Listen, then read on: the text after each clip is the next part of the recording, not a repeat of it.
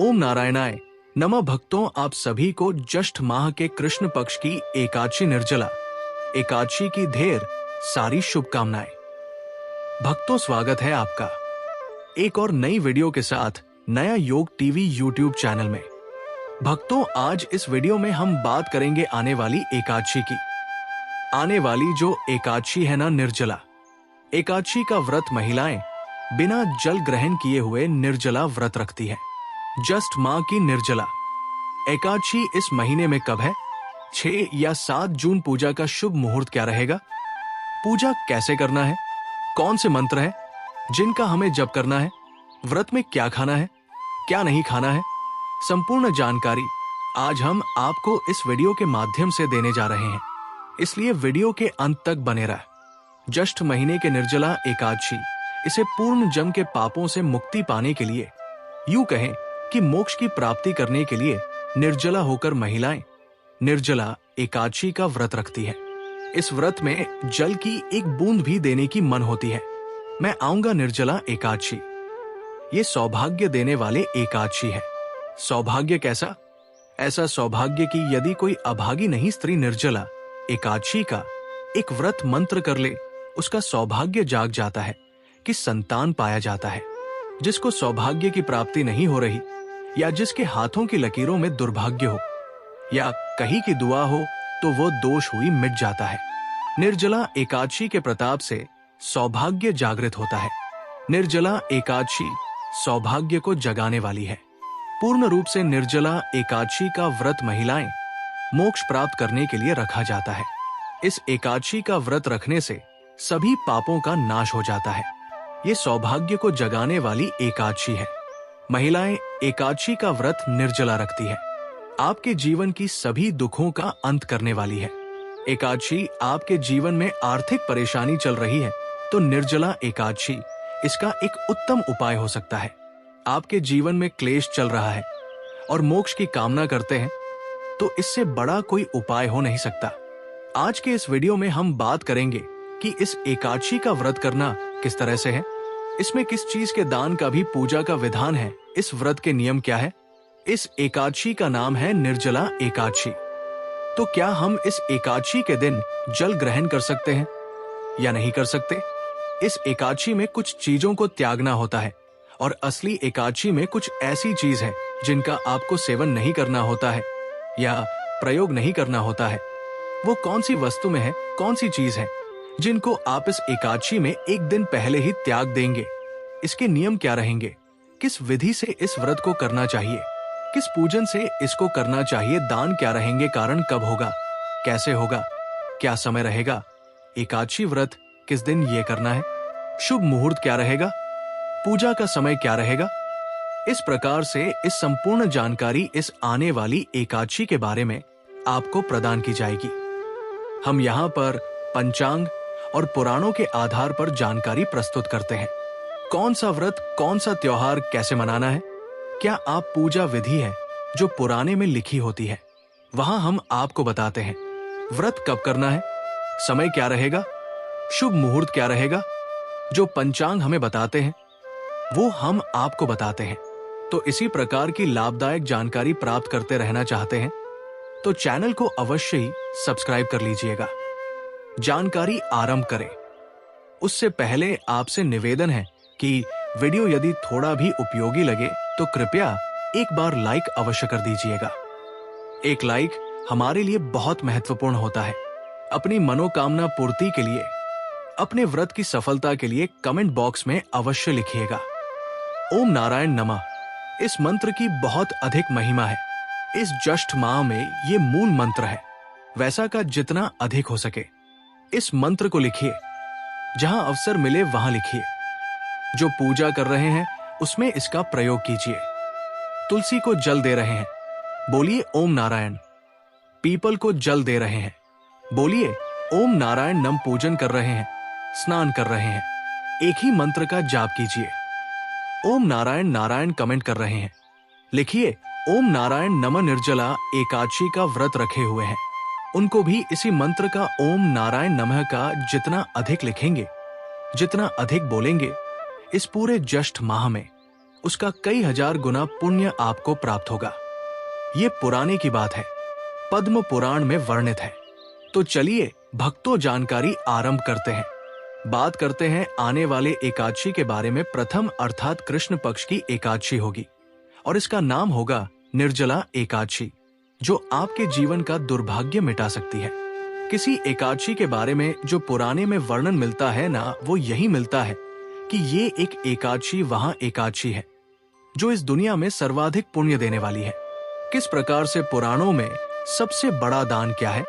कन्यादान और अन्य दान से बड़ा कोई भी दान पुराणों में नहीं बताया गया है। हमारे सनातन धर्म हिंदू धर्म की बात करें तो सबसे बड़ा दान अनुदान है।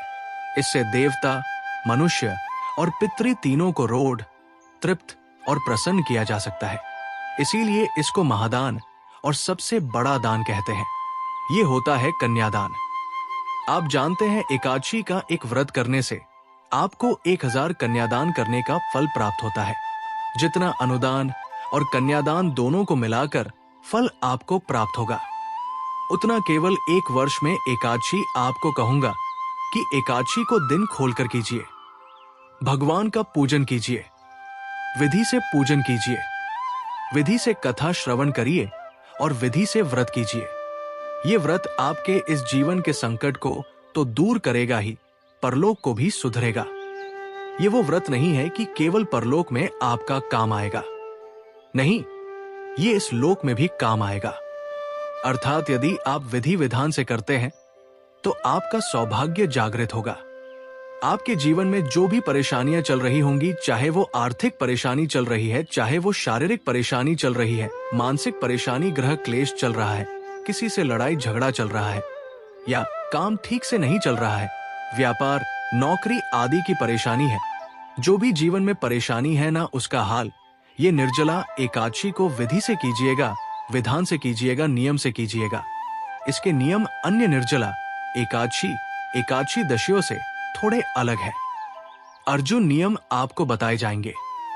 वो ऐसा नहीं है कि मैं अपने आप कुछ बता दूंगा, जो लिखा है पुराणों में वही आपको मैं आप बताने जा रहा हूं। आप बात करते हैं कि इस निर्जला एकादशी का पूजन अपने कैसे करना है, साथ ही इस एकादशी के नियम क्या रहेंगे और साथ बताएंगे कि इसका कर्तव्य करना कब है। निर्जला एकादशी को व्रत जो भी करने वाले हैं उन्हें दशमी तिथि से त्याग कर देना चाहिए। कुछ ऐसे कार्य हैं जो नहीं करना चाहिए, जैसे कान से के बर्तन में भोजन करना, या आप दशमी तिथि को ही अर्थात व्रत के 1 दिन पहले ही बंद कर देंगे। व्रत के 1 दिन पहले से आपको कहां से के बर्तन में भोजन नहीं करना चाहिए। मांस वगैरह आदि का सेवन तो आप सभी जानते नहीं करना चाहिए। मसूर की दाल नहीं खानी चाहिए, चने की दाल नहीं खानी चाहिए, आख हरी सब्जियां नहीं खानी चाहिए। गोंडा का साग जो आता है, चना का साग नहीं खाना है, गोंडा का साग नहीं खाना है। मधु अर्थात शहर प्रयोग नहीं करना है। अब आप कहेंगे पंडित जी, शहर अगर प्रयोग नहीं करना है तो पंचामृत कैसे बनाएंगे? पंचामृत में आप शहर के स्थान पर गंगा जल मिला दीजिएगा। दूसरे का अन्न आपको दशमी तिथि को ही त्याग कर देना है। एकादशी पर आपको दूसरे का अन्न नहीं खाना है। 1 दिन पहले भी दशमी तिथि को दूसरी बार भोजन भी नहीं करना है। दशमी तिथि को ही भोजन भी एक ही समय करना है। दोपहर के बाद अन्य ग्रहण नहीं करना है। और स्त्री प्रसंग अर्थात ब्रह्मचर्य का पालन भी आप 1 दिन पहले ही आरंभ कर देंगे कि वो नियम है जिनका पालन आपको अवश्य रूप से इस आने वाली निर्जला एकादशी के व्रत में करना चाहिए। और व्रत वाले दिन की बात करते हैं तो व्रत वाले दिन आपको पान नहीं खाना चाहिए। यदि किसी की आदत है पान खाने की दुकान, गुटखा आदि, उसको व्रत में नहीं खाना चाहिए। ये व्रत को खंडित करता है। दातुन नहीं करना चाहिए जो आप मंजन प्रयोग करते हैं। ना ये मंजन भी प्रयोग नहीं करना चाहिए, क्योंकि इसमें भी या तो नमक आता है या केमिकल आता है। दूसरे की निंदा नहीं करनी चाहिए, दूसरे की चुगली नहीं करनी चाहिए, और पापी मनुष्यों के साथ तो आपको बातचीत भी नहीं करनी चाहिए। सब त्याग देना चाहिए। क्रोध नहीं करना चाहिए, मिथ्या भाषण का त्याग कर देना चाहिए। और व्रत वाले दिन अगर भोजन की बात करें आहार की बात करें तो फल आहार का सेवन करना चाहिए। तेल और अन्य तथा नमक, ये तीनों ही चीज इस दिन वर्जित बताई गई है। इनका सेवन भी आपको नहीं करना चाहिए। ये वो वस्तुएं हैं जिनका आपको निर्जला एकादशी व्रत पर त्याग करना है, अर्थात में का प्रयोग और बंद कर देना है दशमी तिथि से। और जो एकादशी वाली चीज है कि एकादशी को क्या नहीं खाना है, वो हमने आपको बताई है कि इसका व्रत पूजन कैसे करेंगे। तो एकादशी के व्रत वाले दिन वृद्धि को सूर्य उदय से पहले अवश्य उठ जाना चाहिए। वहां चल रहा है, वैसे तो संभव हो स्नान कीजिए, क्योंकि जस्ट स्नान की महिमा बड़ी अद्भुत है। साहब स्नान की महिमा इतनी अधिक है कि इसका जो पुण्य है ना, वो कार्तिक स्नान से भी 1000 गुना अधिक है, और उसको ज्यादातर लोग जानते नहीं है। और इसका कारण भी भगवान श्री हरि विष्णु का एक श्राप है कि ये कहे कि भगवान श्री हरि विष्णु का एक वचन है जो उन्होंने यमराज को दिया था कि महिमा, इसका पुण्य सभी मासों में सर्वोत्तम है। यदि आप कार्तिक स्नान को या कार्तिक मास को सबसे उत्तम समझते हैं तो ये आपकी भूल होगी। एक बार उसे वीडियो को सुनिएगा जिसमें हमने पद्म पुराण से पूरा विवरण निकाल कर ले आपके लिए कि किस प्रकार से भगवान विष्णु स्वयं इस मानस के बारे में वर्णन कर रहे हैं और क्यों इस मास की जो महिमा अर्थात इसकी जो जानकारी है लोगों के बीच में वो कम होती जा रही है। इसका कारण क्या है? कलयुग में इस मास के बारे में अधिकतम लोग जानते नहीं हैं। इसकी महिमा, इसके महत्व को नहीं जान पा रहे हैं। इसका कारण क्या है? ये उसे वीडियो से झा होगा। परंतु यदि आपने इस वीडियो के माध्यम से इसकी महिमा को समझ लिया तो आप छोड़ ही नहीं पाएंगे। इस ज्येष्ठ मास में स्नान दान होने के कार्य करना कितना अधिक पुण्य है साहब। वर्णन आता है कि यमराज स्वयं भयभीत हो गए ज्येष्ठ मास के पुण्य को जब पृथ्वी वालों ने प्राप्त करना शुरू किया था। उनका पूरा नरक रोग खाली हो गया, यमलोक खाली हो गया। यमदूतों को कोई मिलता नहीं था क्योंकि सब ज्येष्ठ स्नान करके अपने पाप धो लेते थे।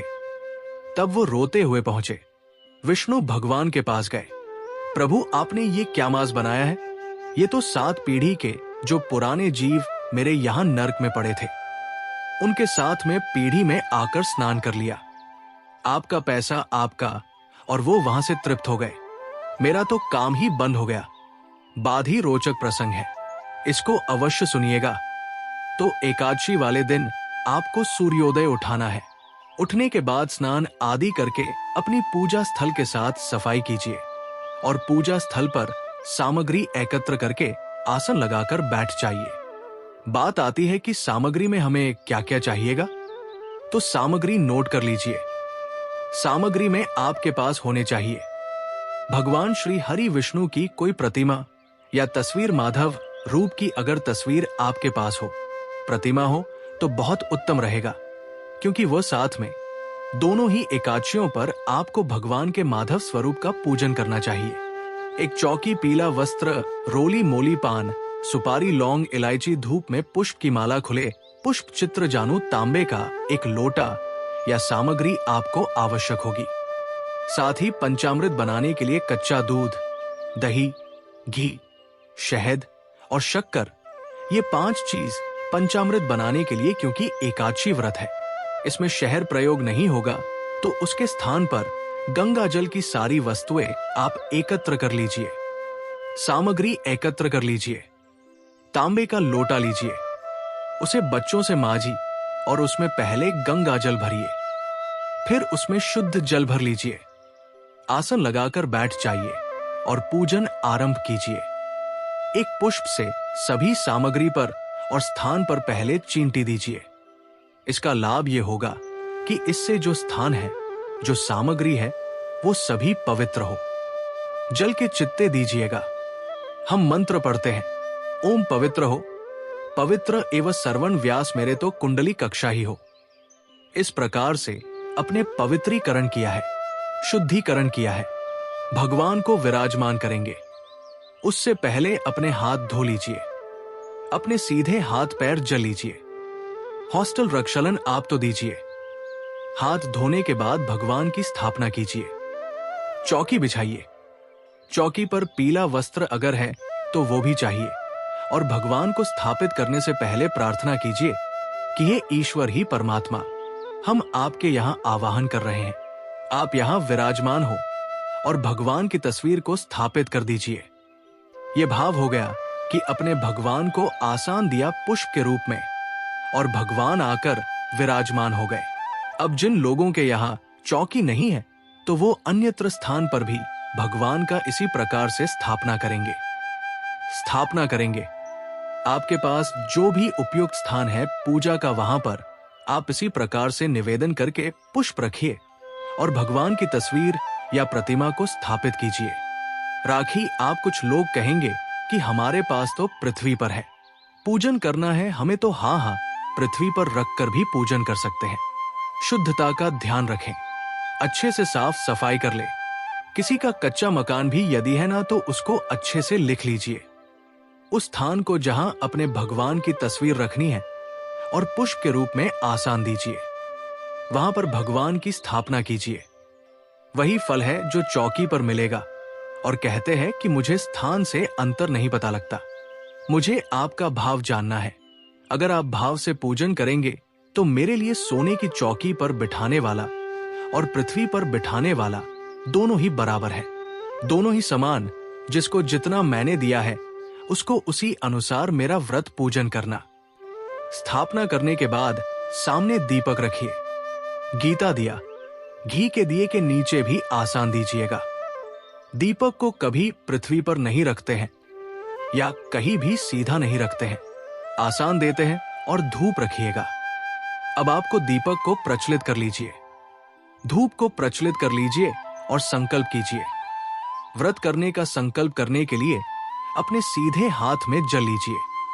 1 का सिक्का दक्षिण के रूप में काम से कम रखिए और 3 बार बोलिए, ओम श्री विष्णु, ओम श्री विष्णु, ओम श्री विष्णु।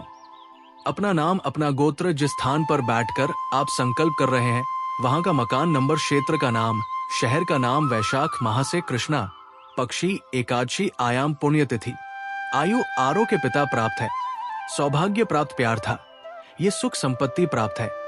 एकादशी व्रत पूजन संकल्पम संकट से विष्णु शरण शरण प्रताप। और वो संकल्प भगवान के चरणों में अर्पित कर दीजिए, हाथ जोड़कर नमस्कार कीजिए। अब आप भगवान का पूजन आरंभ करेंगे। पूजन करने के लिए भगवान के सामने एक पत्र रख दीजिए, कटोरी रख दीजिए या कोई अन्य पत्र जिसमें आप पूजा की सामग्री अर्पित करेंगे। भगवान को पहले पद आर्घ आजमानी कराया जाएगा। चल रहा है तो उसी के अनुसार मित्रों का प्रयोग करना है। माधव मास की एकादशी में माधव मास का प्रभाव बहुत अधिक देखा गया है, इसीलिए इस प्रकार से हमें पूजन करना चाहिए। सबसे पहले भगवान को पद्य और आजमनी अर्पित करेंगे। पद्य के रूप में 1 चम्मच जल अर्पित कीजिएगा। ओम भूर्भुव स्वश्री माधवय वैष्णव नमः पद्यम समर्पयारी के रूप में जल्पित कीजिए। भगवान माधव का पूजन करते हैं, भगवान के माधव स्वरूप का पूजन कर रहे हैं। ओम भूर्भुव स्वनारायण नम के रूप में 1 चम्मच जल आप परमात्मा को अर्पित कीजिए। आज मैंने कराएंगे ओम भूर्भुव नम के रूप में 1 चम्मच अर्पित कीजिए। भगवान को स्नान करेंगे। स्नान के लिए 1 चम्मच जल अर्पित करेंगे। जिनके पास प्रतिमा है वो प्रतिमा को नहीं लेंगे। ओम भूर्भुव स्व माधव आय नमः पंचामृत बनाया। कच्चा दूध, दही, शहद के स्थान पर गंगाजल और शक्कर। ओम भूर्भुव स्व श्री माधवय नमः पंचामृत स्नान, पंचम समर्पण शुद्ध जल से स्नान करेंगे। शुद्ध जल संस्थान करने के लिए 1 चम्मच जल शुद्ध कीजिएगा। ओम भूप करेंगे। वस्त्र के रूप में मौलिक का 1 टुकड़ा थोड़ी है और वो भगवान को अर्पित कीजिए। ओम भूर्भुवा स्वाहा वस्त्रम समर्पयार पवित्रम।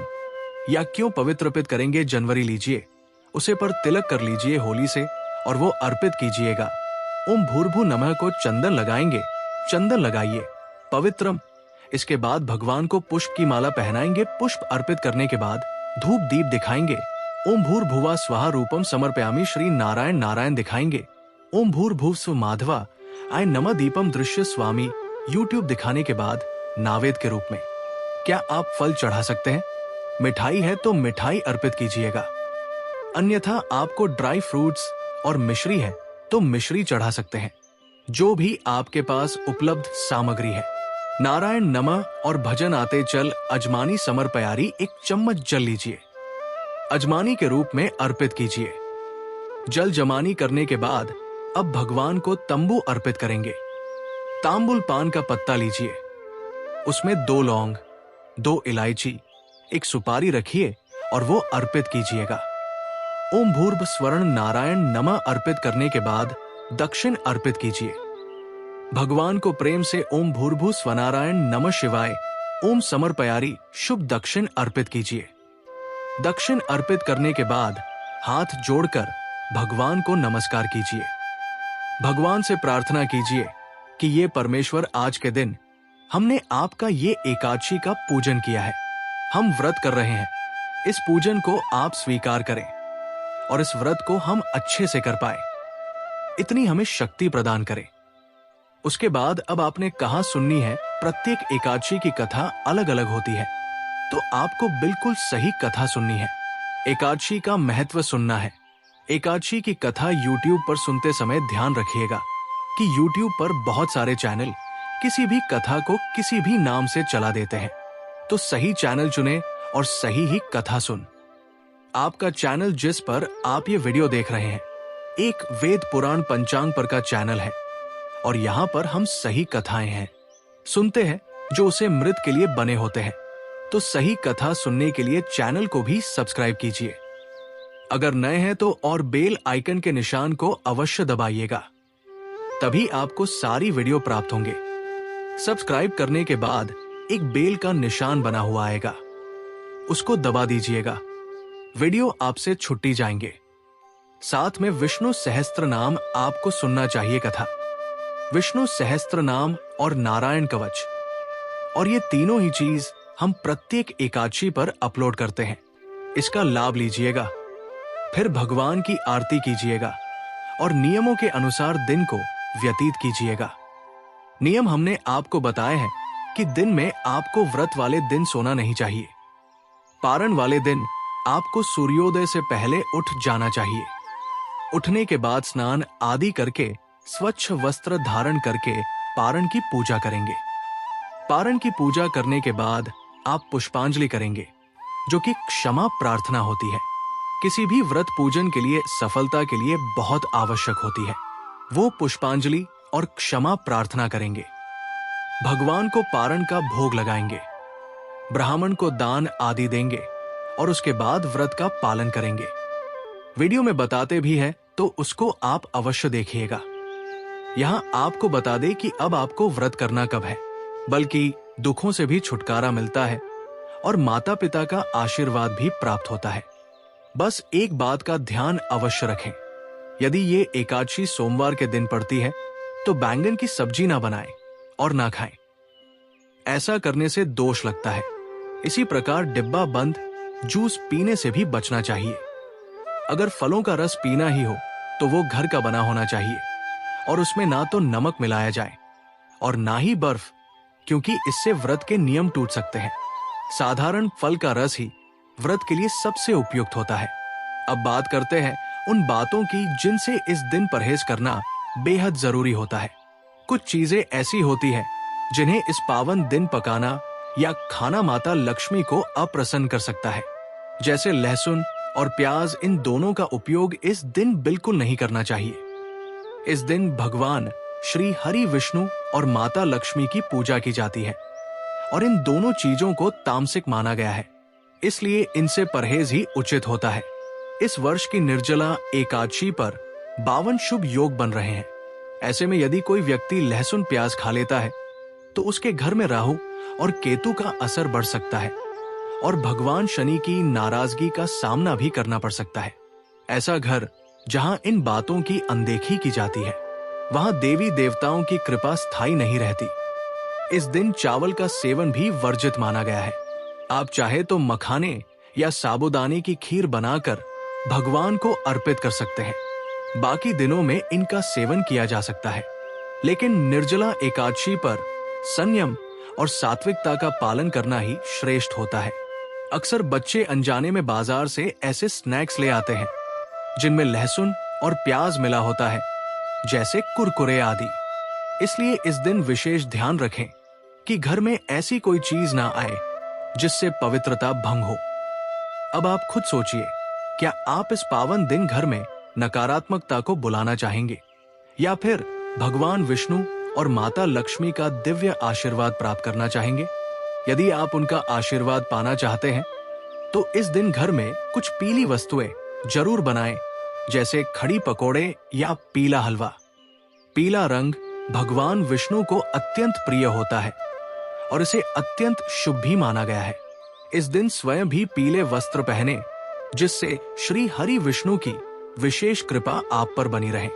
एक और बात ध्यान रखें, इस दिन किसी से भी कर्ज नहीं लेना चाहिए। यदि आप निर्जला एकादशी के दिन कर्ज लेते हैं तो पूरा साल आर्थिक तंगी बनी रह सकती है। इसलिए अपरा एकादशी का पर्व हमेशा कर्ज मुक्त होकर ही मनाएं। शास्त्रों में यह भी कहा गया है कि माता लक्ष्मी उसी घर में आती है जहां उन्हें सच्चे मन से आमंत्रित किया जाता है। कभी कभी माता लक्ष्मी को प्रसन्न करने के लिए बस एक मिश्री का टुकड़ा ही काफी होता है। बस मन में श्रद्धा होनी चाहिए। भगवान भी कहते हैं कि पूजा पाठ या तीर्थ यात्रा के लिए कभी कर्ज ना लें, क्योंकि इससे जीवन में समस्याएं आती है। अगर आपकी कोई मनोकामना अधूरी है, चाहे वो धन से जुड़ी हो या संतान से, भगवान विष्णु उस पर अवश्य कृपा करते हैं। इस दिन कुछ बातें ध्यान में रखना बेहद आवश्यक है। पति पत्नी को इस दिन थोड़ा संयम और दूरी रखनी चाहिए। लहसुन और प्याज का सेवन पूरी तरह से वर्जित है। सुहागन स्त्रियों को इस दिन बाल नहीं धोने चाहिए। बेहतर होगा कि वे एक दिन पहले ही स्नान और बाल धो लें। इसके अलावा तुलसी का पौधा, झाड़ू, सुहाग की वस्तुएं या नमक किसी को भी ना दे, वरना माता लक्ष्मी रुष्ट हो सकती है। बुजुर्गों के चरण स्पर्श करें और घर की स्त्रियों का सम्मान करें, क्योंकि स्त्री को लक्ष्मी का स्वरूप माना गया है। किसी की भी बुराई ना करें और यदि इस दिन कोई जरूरतमंद आपके दरवाजे पर कुछ मांगने आए तो उसे खाली हाथ ना लौटाएं। हो सकता है वो माता लक्ष्मी के ही रूप में आया हो। कहा जाता है कि इस दिन माता लक्ष्मी घर घर भ्रमण करती है और वही ठहरती है जहां सच्चा प्रेम और सेवा भाव होता है। इस दिन कन्याओं को मीठा जरूर खिलाएं। माता लक्ष्मी को मीठा अति प्रिय होता है।